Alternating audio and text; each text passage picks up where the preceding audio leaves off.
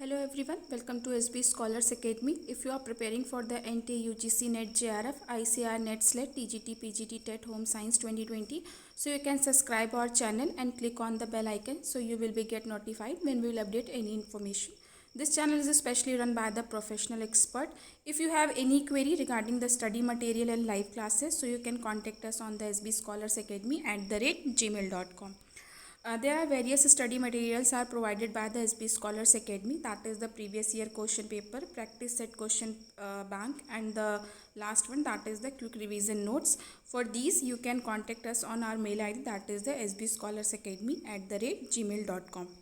Today we will discuss about the textile terminology, that is the part 2। हम अपनी previous video में textile terminology के बारे में डिस्कस कर चुके हैं थोड़ा सा, चूँकि एक बहुत ही ब्रॉड टॉपिक है, बहुत सारी टर्मिनोलॉजीज़ हैं, तो we will try to cover maximum to maximum parts, क्योंकि टेक्सटाइल के क्वेश्चंस ऐसे होते हैं कि जिसमें आपको बेसिकली टर्मिनोलॉजी या जो बेसिक चीज़ें होती हैं वो पता होनी चाहिए, क्योंकि अगर आपको बेसिक चीज़ें नहीं पता होंगी तो आपके जो आगे अप्लाइड क्वेश्चंस होंगे इस तरह के क्वेश्चंस को सॉल्व करने में प्रॉब्लम होगी। तो फॉर मतलब textile questions the basic thing is that कि आप उसकी टर्मिनोलॉजी से बहुत अच्छे से क्लियर रहें, ताकि क्वेश्चंस किसी भी तरीके से ट्विस्ट करके आए तो आप उसको समझ सकें, क्योंकि अगर आपको बेसिक पता होगा तो आप आगे भी चीज़ों को टैकल कर सकेंगे। Now start with the acetate. Acetate is a manufactured fibre. सबसे पहले तो ये एक इसका इंफॉर्मेटिव लाइन हो गई, that is the it is a manufactured fibre in which fibre forming substances is cellulose acetate, जिसमें कि जो फाइबर फॉर्मिंग सब्सटेंसेस होते हैं वो सेलुलोज एसीटेट होते हैं। Acetate fabrics are fast drying, ये जल्दी सूखते हैं, फास्ट ड्राइंग होते हैं। Wrinkle and shrinkage resistant, wrinkle shrinkage से ये बचाव करते हैं, मतलब उस पर जो दाने पड़ते हैं या जो सिकुड़ना होता है वो कहीं ना कहीं एसीटेट फाइबर में नहीं होता है। क्रिस्प और soft hand in depending upon the end use and luxurious in appearance, ये देखने में लग्जीरियस होते हैं और कहीं ना कहीं इनकी जो मतलब प्रॉपर्टीज़ होती हैं लाइक श्रिंकेज, रिंकल, ये यूज़ के ऊपर भी काफ़ी ज़्यादा डिपेंड करती हैं। Now second one is that the acrylic, a manufactured fiber in which the fiber forming substances is any long chain synthetic polymer composed of 85%। अब चूंकि पहले वाले में हमने पढ़ा था इसमें सेलुलोज एसीटेट होता है, बट इसमें क्या होता है, इसमें long chain synthetic polymer composed of 85% का बाय वेट ऑफ एक्रिलोटाइन यूनिट्स। तो ये आपको ध्यान रखना है, चूँकि इतने डायरेक्ट क्वेश्चंस नहीं पूछे जाते हैं कि मतलब कौन सा है कैसा है, बट फिर भी आपको एक बार माइंड में रखना होगा, क्योंकि इन केस अगर ऐसा कुछ क्वेश्चन पूछ लिया था, अभी तक कुछ एक दो क्वेश्चंस ही ऐसे पूछे गए हैं, तो ऐसा आपको ध्यान रखना कि कौन सा केमिकल कंपोजिशन यूज़ होता है। Because of acrylic fabrics are thermoplastic, the one thing is that कि एक्रिलिक फाइबर जो होता है दैट इज़ द थर्मोप्लास्टिक होता है।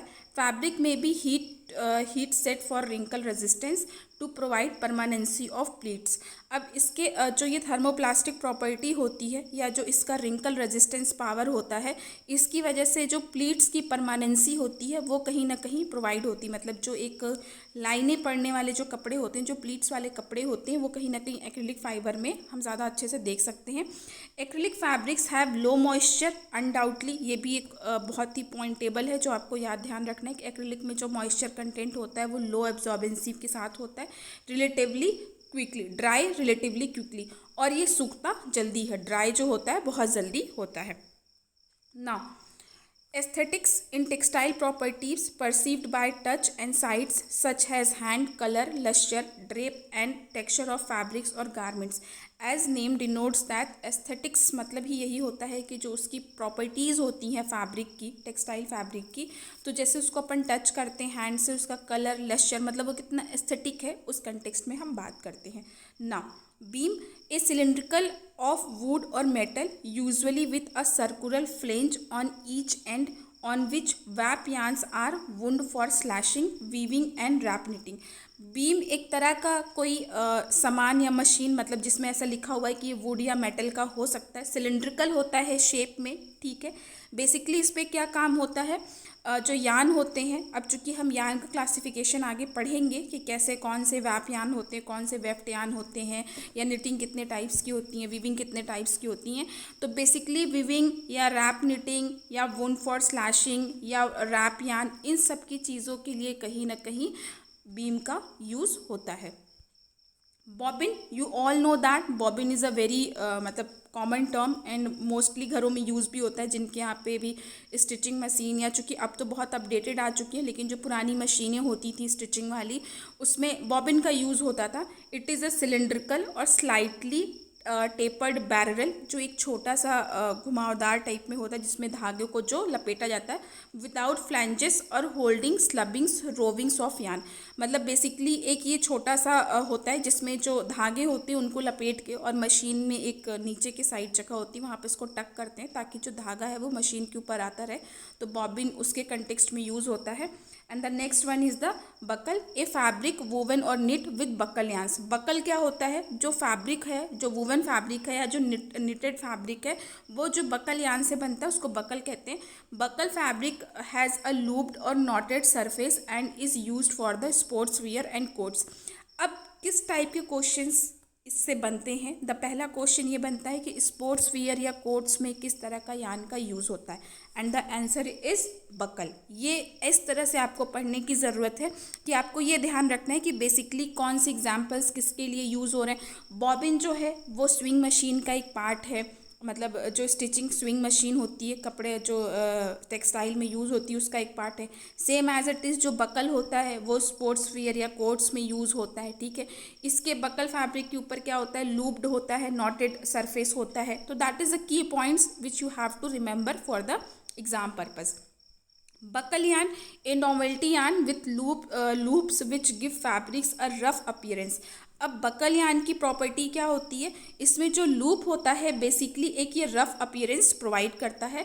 Some boucle yarns have cotton cores with other fabrics wound around them, ठीक है। Boucle yarn may be made from, अब boucle yarn किस किस चीज़ों से बन सकते हैं? That is the wool, cotton, silk, linen, man made fibres और कॉम्बिनेशन ऑफ फाइबर्स। हम अपनी प्रीवियस वीडियो में बता चुके हैं कि मैन मेड कौन से होते हैं, नेचुरल फाइबर्स कौन से होते हैं। तो जो बकल यान होते हैं वो किस किस से बन सकते हैं? तो वुल से, कॉटन से, silk, linen, man made, combination of fibres, इन सब से बकल यान कहीं ना कहीं प्रिपेयर किए जाते हैं। ब्रेड क्या होता है? A narrow textile band used as trimming और binding form by plaiting several strands of yarn. Braid एक तरह का आप टेक्सटाइल बैंड कर सकते हो, maybe it can be create like weaving, मतलब दो धागों को, दो मोटे चीज़ों को जुड़ के बनाने का जो तरीका होता है। यूज्ड एज ए ट्रिमिंग, जिसको हम ट्रिमिंग के पर्पस यूज़ कर सकते हैं, बाइंडिंग के पर्पस यूज़ कर सकते हैं। Formed by plating several strands of यान, मतलब जैसे मैंने भी समझाया कि जो बहुत सारे यान्स होते हैं, धागे होते हैं, उनको जब हम प्लेटिंग करते हैं तो उससे जो होता है कहीं ना कहीं ब्रेड तैयार होता है, जो कि एक नैरो टेक्सटाइल बैंड होता है। तो the key point is that it is a narrow textile band used as a trimming और binding. Bright, the term applied to fibers those luster has not been reduced by physical or chemical means to opposite or dull metal। ये बहुत important छोटे सा point है, but बहुत important है कि हम ब्राइट किसको कहते हैं। Bright means not a dark colour, it means that कि ये उन फैब्रिक के ऊपर एप्लीकेबल होता है जिसका जो लस्टर होता है वो फिजिकल या केमिकल के उससे रिड्यूस नहीं होता है, ठीक है। The next one is the broad goods woven fabrics 18 inches और more in width। जो फैब्रिक वुवन फैब्रिक होते हैं उनकी जो विथ होती है वो या तो 18 इंचेस होती है या तो उससे ज़्यादा होती है, उसको हम ब्रॉड गुड्स बोलते हैं। Cationic dyeable variants, polymer modified chemically to make them receptive to cationic dyes. अब चूँकि डाइज के भी कई टाइप्स होते हैं, तो जो पॉलीमर्स होते हैं जो रिसेप्टिव्स बनाते हैं कैटियोनिक डाई के लिए, बेसिकली उनको हम कैटियोनिक डाइएबल वेरिएंट्स बोलते हैं। Now cellulose, a carbohydrate which is a chief component cell walls of plant. As you all know that कि सेलुलोज एक चीफ प्लांट सेल प्लांट्स का एक बहुत इंपॉर्टेंट पार्ट होता है। Cellulose in found in the wood in cotton, linen, jute, hemp. ये बहुत ही क्लियर है कि और बहुत ही ईजी है। As you all know that कि जो सेलुलोज होता है वो cotton, linen, jute, hemp, all of the bast, leaf, stem fibre, क्योंकि सेलुलोज मोस्टली सारे नेचुरल फाइबर्स में कहीं ना कहीं पाया जाता है। It is the basic raw material in the manufacture of rayon, acetate and triacetate fibre. ना this is the key point कि आपको ये ध्यान रखना है, सेलुलोज जो होता है वो बेसिक मटेरियल होता है किसकी फॉर्मेशन के लिए, किसकी मैन्युफैक्चरिंग के लिए, that is the rayon, acetate and try acetate fibres. Next one is the cellulosic fibre. क्या होता है? चूंकि हमने सेलुलोज पहले ही समझ लिया। सेलुलोज जो होता है कार्बोहाइड्रेट, चीफ कार्बोहाइड्रेट होता है जो कि चीफ कंपोनेंट होता है cell wall of the plant. ठीक है। अब सेलुलोजिक फाइबर क्या होता है? ए फाइबर कंपोज्ड और डिराइव फ्रॉम द सेलुलोज, मतलब कहीं ना कहीं एक दूसरे से को रिलेट करें। तो पहले आपको ये समझने की जरूरत है कि सेलुलोज क्या होता है, then you come to know that कि what is the cellulosic fibre. The next one is the cheese. ये खाने वाली चीज नहीं है।